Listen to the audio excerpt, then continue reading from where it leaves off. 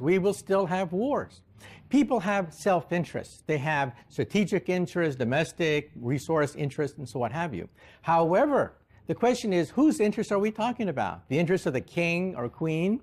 They don't care about public opinion. They don't take polls. They just go and wage wars. Now, with the democracy, it's much more difficult.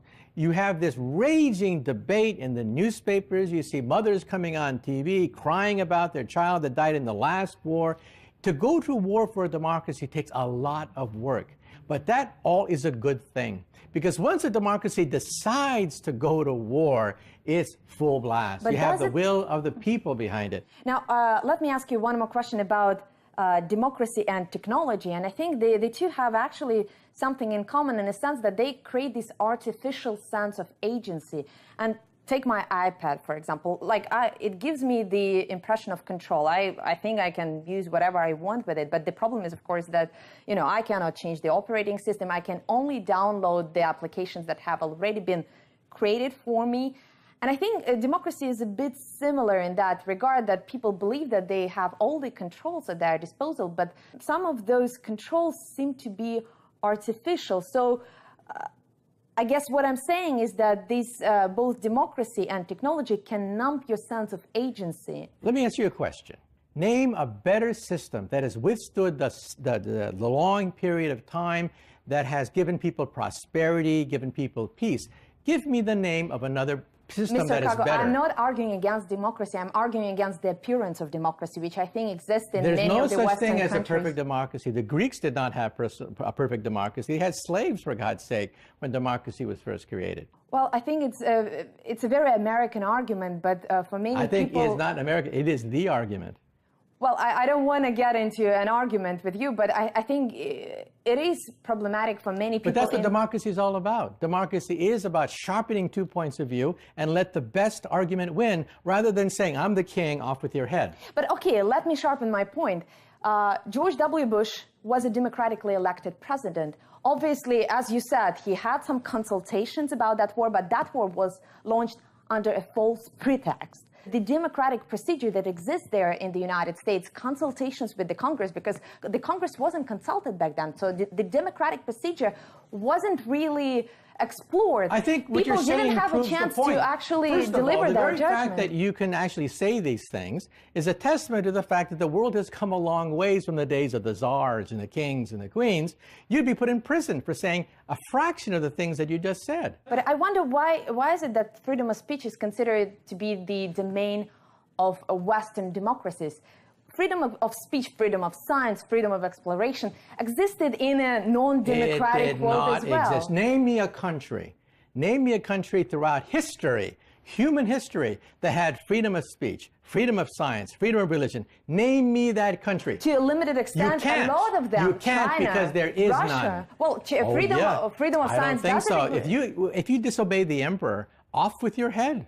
Again, challenging the democratic system could be also very detrimental. And I would like to get your opinion on this IT vigilantism that we've seen over the past few years. Whistleblowers in the United States who blow the whistle on the American system because they believe that Which I think is a good thing. I mean, the very fact that they can go out there rather than being assassinated is a testament to democracy. Isn't that also a case that democracies want to impose that point of view on everybody else? Because what point of view does a democracy want to impose on everybody way else? Of governance, and we've seen a lot of very well, democracy wants to promote that. Democracy, but democracy does not promote a religion. And while a religious group, a fundamentalist group, they want to impose their historical point of view on everybody else, and if you don't agree with it, you get your fingernails pulled out. But Mr. Kaku, it's the same with democracies, and American democracy, I think, is a prime example here, because if you disagree with the American way of living a life, you face a very real danger of a war being pushed onto your country.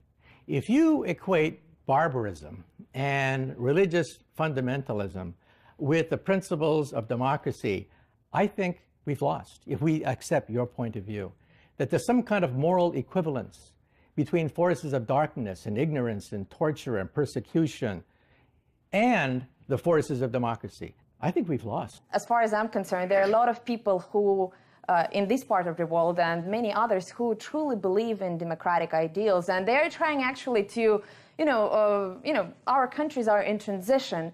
But the problem that I see in many of the established Western democracies is that people have grown used to taking those democratic ideals and democratic freedoms for granted, and they no longer challenge their own authorities and no longer subject their authorities to all those tests that have actually been described in the writings of the American founding fathers. Everything you've said can be summarized in one sentence. You feel that American democracy is not perfect. I agree. I'm not going to defend imperfect decisions by an imperfect democracy for positions I don't agree with. I just believe in the principle.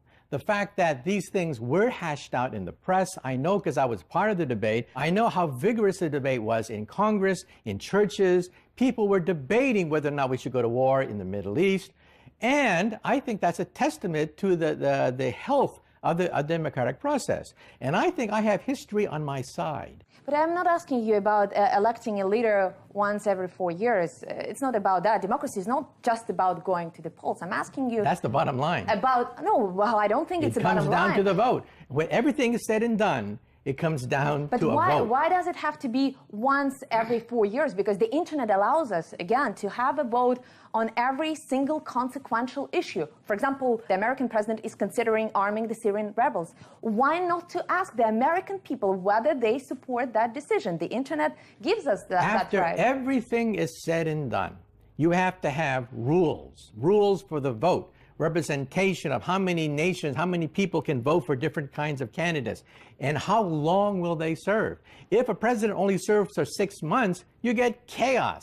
If someone serves for 20 years, you get a dictatorship. You have to have a happy medium. The person should be given the benefit of the doubt that during that period of time, they can carry out policies that people believe in. That's why we don't have government by the internet. Government by the internet would be chaos, because every day a new poll is taken, and of course people are fickle.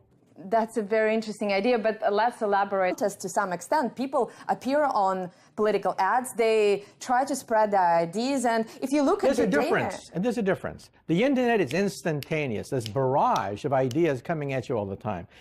A government by the internet would change every second. You don't like somebody, you vote them out. It would be madness, sheer madness to have a government by the internet. But I wonder, why do we have to have those two extremes, electing a president once every 4 or 5 years well, name me an alternative. Well, for example, an alternative would be, again, when you have major decisions about the future of your country or the future of somebody else's country, actually, for that matter, ask the people. It doesn't have to be every single step that will be, decided by the internet voters, but you can have those polls once in a while when the decision is consequential. I disagree, because sometimes the popular decision is the incorrect one.